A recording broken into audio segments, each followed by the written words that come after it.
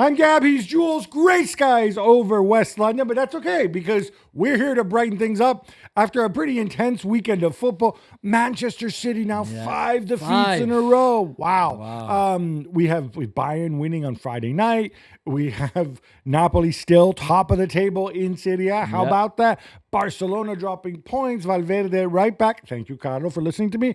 But we have to start, or we will start, with Ruben Amorim's first game in charge. They go away to Ipswich. It finishes 1-1. There is so much curiosity. Can he play the 3-4-2-1, the square pegs, the round holes? The reality that he had no time to work with these players because they were all international duty. And so maybe we shouldn't be surprised that we saw the performance that we saw. No, you're right. I mean, they scored after 80 seconds as well, which I'm not sure really helped him, to be fair. But there's a lot of work to do, and he said that after the game. I thought he was very honest and transparent in his post-match interview on UK television, certainly, talking about the issues that the players would face, but also the fact that, the game was maybe quite underwhelming if you were watching from outside. Even for him, there's moments where the camera would cut on him during the game, and he was like, really not happy. And even at the end, just before the referees blowing the full-time whistle, he's saying go forward, and they don't go forward. So he said there's a lot of things they don't understand yet about how he wants them to play, which I guess is normal, to be expected. I think it's a classic thing where we think of these footballers and we don't necessarily appreciate that there's a human level to this. I thought United really played within themselves. They scored the goal early, and it felt like they were really conservative after that for a lot of the game. And at least until the equalizer. And it felt to me like it was like, all right, I don't want to screw anything up because I don't want the new teacher to criticize me. Mm-hmm. So we're going to play within ourselves. And that is something that maybe is understandable to some degree, but that's something that's going to go away.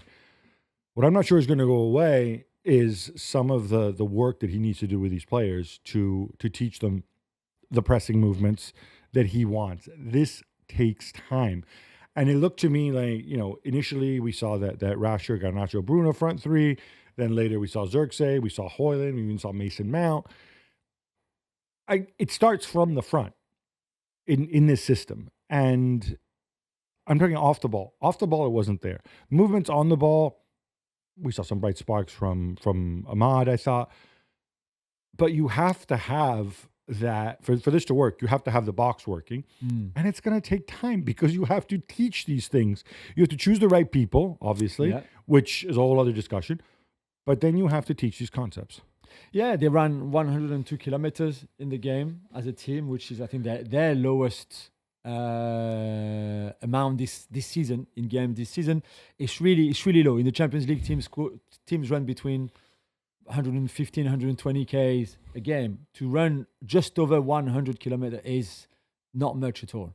And I think he was quite honest at the end by saying, we didn't run enough. There was not enough high intensity runs, sprints, etc., which is something that physically, but a lot of new managers said that physically the squad that they got from the previous guy is not fit enough. A lot of them say they all say that. They all say that. But especially still, Pochettino. But still, you're still very right on the sense that this has to improve massively.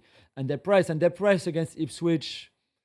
But the point is, you make the high intensity runs when you're confident in your ability to press, right? Yeah, and you know what to do, I guess. And you know what to do. These guys haven't had a chance to learn it. It's not something that you can do. Pressing is something that has to be collective, right? Yeah, otherwise you just run. have what? You can still run. You should still you run. You can more run, than that. but you're always going to be a little bit okay. I'm going to make this run. I'm going to, the trigger's been actioned. But I know that if I'm the only one who goes because somebody else isn't paying attention or they're not used to it or whatever, then I'm going to leave a space exposed. And I think this is why, teams that are generally thrown together, why national teams, for example, generally don't press well. Yeah. Because you don't have this opportunity. We need to give a shout out to Ipswich as well. Andre Onana I think is the reason United did not suffer a defeat here. It would not have been a shock if they had lost.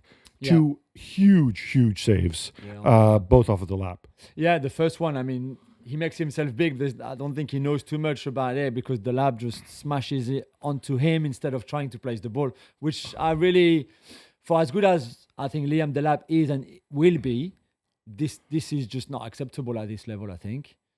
And then the second one is the back heel. But yeah, you're right. Onana was outstanding on those 2 saves. All right, we're going to break this down further on the Gab and Juls podcast, and I'm going to ask you whether we add the lap to Cole Palmer in the ones that got away from Pep.